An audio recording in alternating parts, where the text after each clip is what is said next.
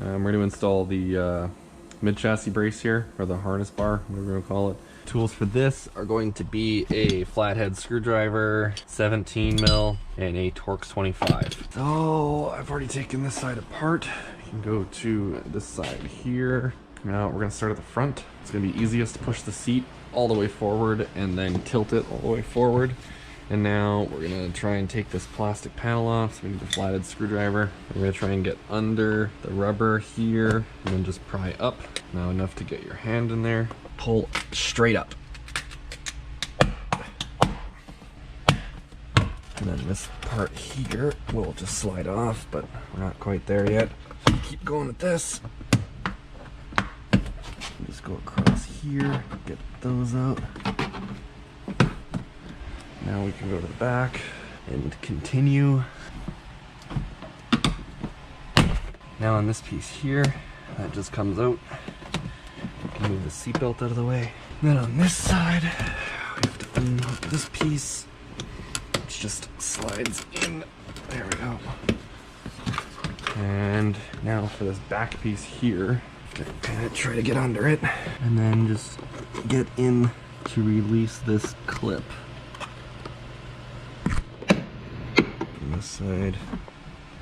There we go. Okay. Now we can take that out. Now the next one, which just pries straight off towards the inside of the car. There we are. So there's just those two there. Section here just clamps around up in here. And then these go onto these little tabs right here and they slide it up. So pry the bottom, slide it down. Now we need the T25. There's gonna be these little bolts right in here. One.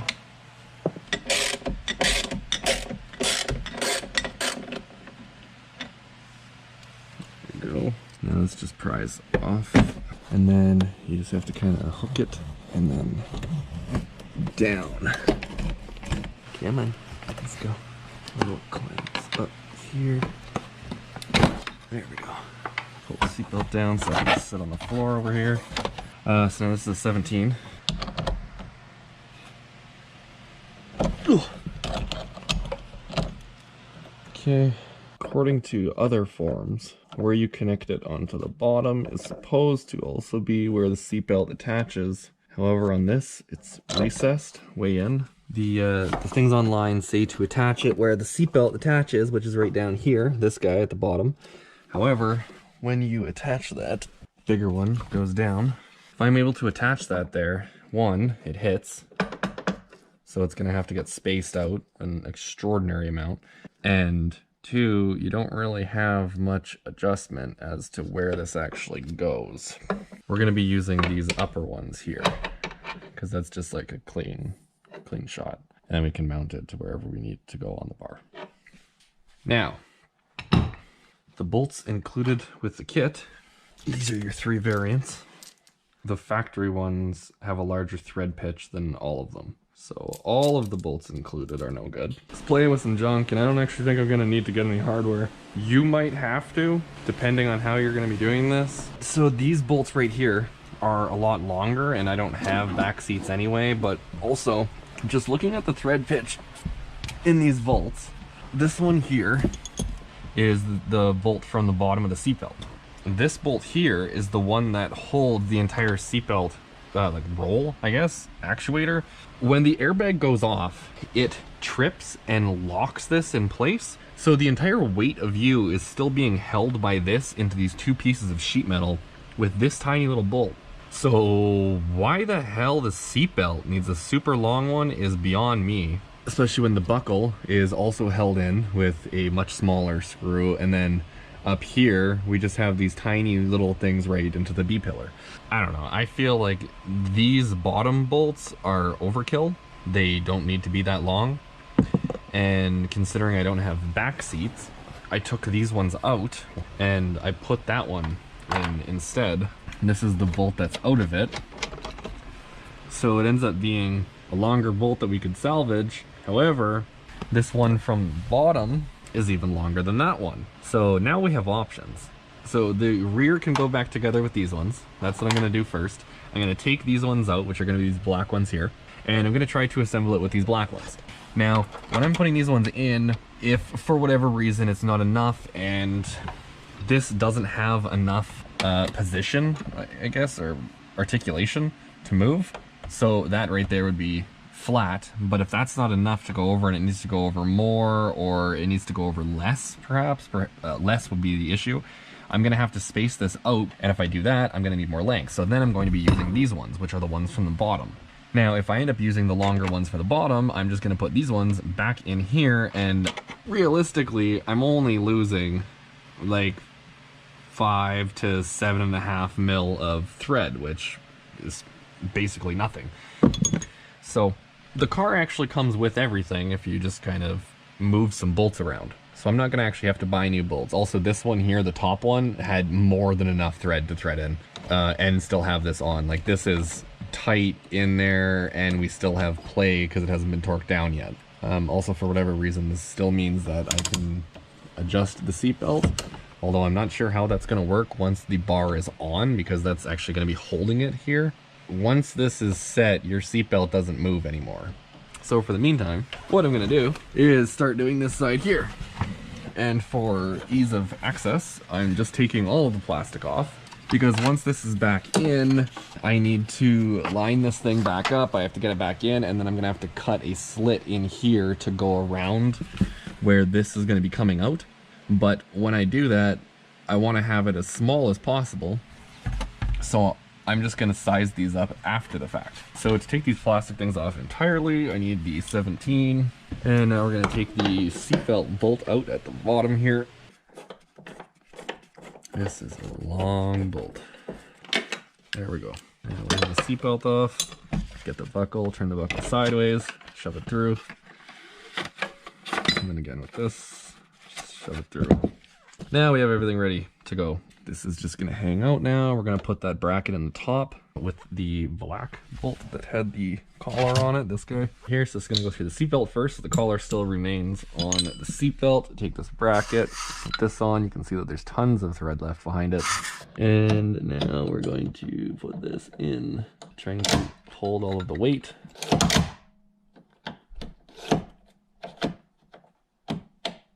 Stay.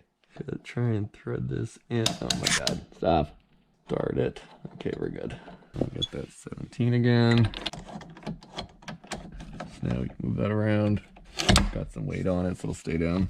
Now we can actually attach the bar. And mine in question is horrendous. So we're going to take, I guess a file, maybe a chisel. Let's get a sharper chisel.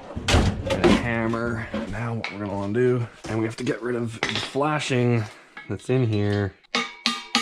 When they machined these bolt holes, they just reamed them out and then they powder coated it, so they didn't take the flashing off, and the brackets actually wouldn't go in because there was so much flashing on there. So now the bolts go in.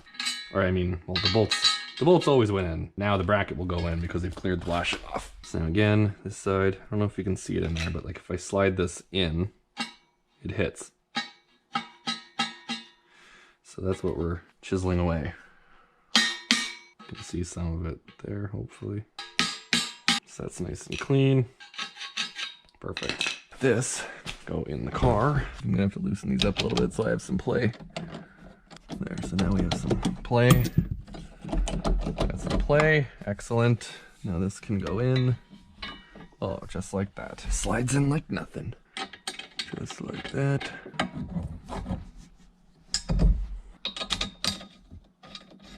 The smaller side goes in because the bigger one doesn't fit. So I gotta use the smaller one.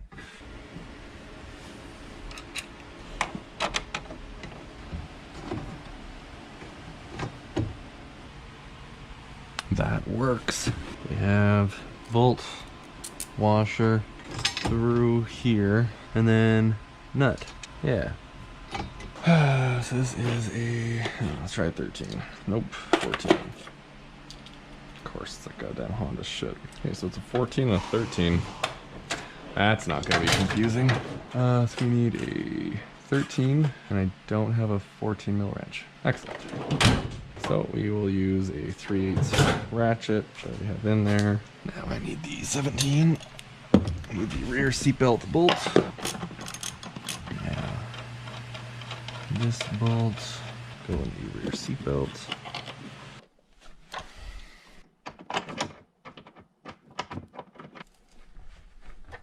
There we go.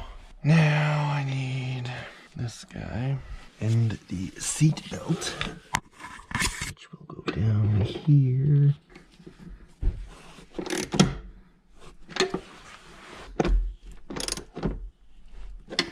Now this thing, big end.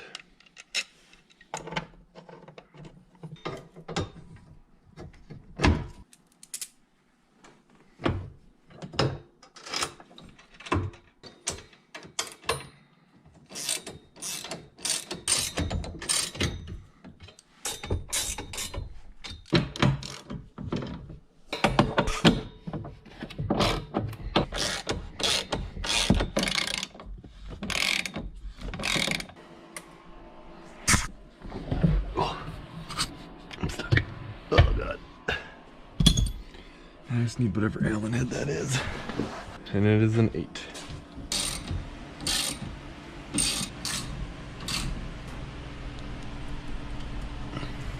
Okay. Doesn't move at all. Alright. Seatbelt still moves freely. This seatbelt still moves. Oh, we're in business. Now, just so I don't lose these, I'm gonna put them back in, just for good measure.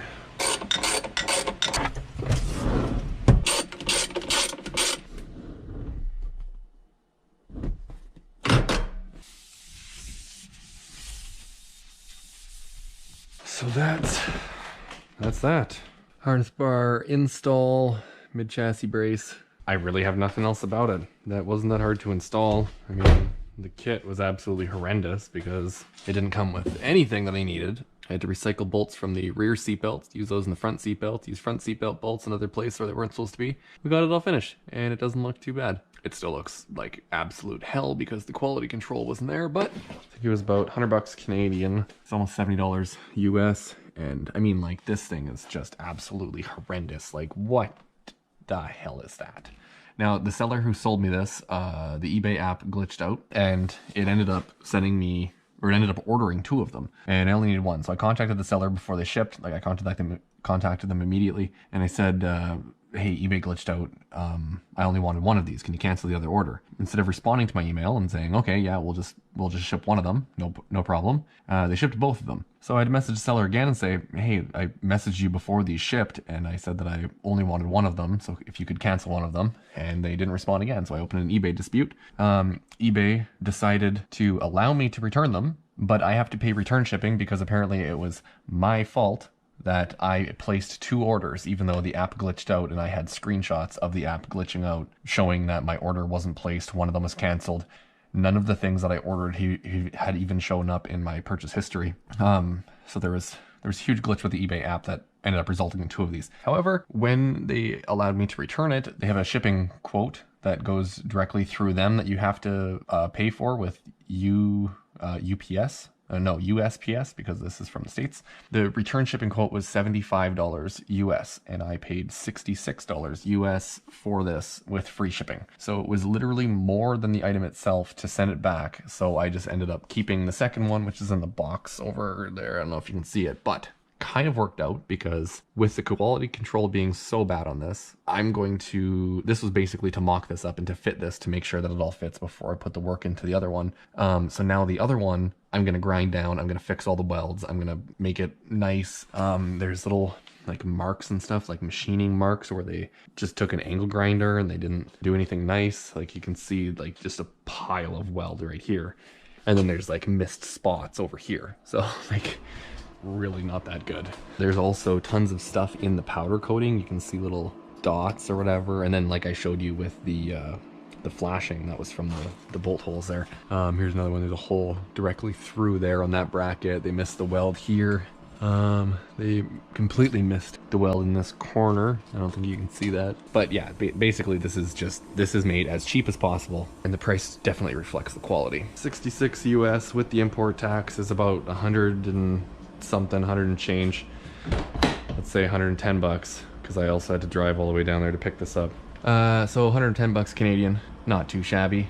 I definitely got what I paid for, and that seller is a fucking asshole. So I'll make sure to put that on the screen here so you know to never buy from that seller, because they're a dick and they don't read their messages and they just send shit anyway. And then I'll show you in a different video how to fix this to make this into an acceptable mid-chassis brace. So yeah, I don't know, 8P, A3, that's how you install a mid-chassis brace or harness bar, whatever you want to call it. I'm not running harnesses, so this is just a brace to support between the B-pillars to add some structure, because I removed the rear seats. So now there's no structure over here in the C and D pillar. Well, the D pillar still has the hatch, but the C pillar structure between doesn't have anything. And then I have a brace coming in. And the main thing behind all of this, and the entire reason for all of this, is because right here is the perfect location for a GoPro. That pretty much sums up the entire reason for this entire bar, was I wanted to put a GoPro right here. So then I can have full interior and exterior shots when I start bringing this thing racing. And, I mean, hopefully get some cool footage of how much I fucking suck at driving. That's that. That wraps it up. This wasn't too hard at all. You just have to kind of recycle some bolts here and there and then get it all figured out. So, I don't know, like, share, subscribe, whatever. It doesn't fucking matter. Fuck it. Whatever.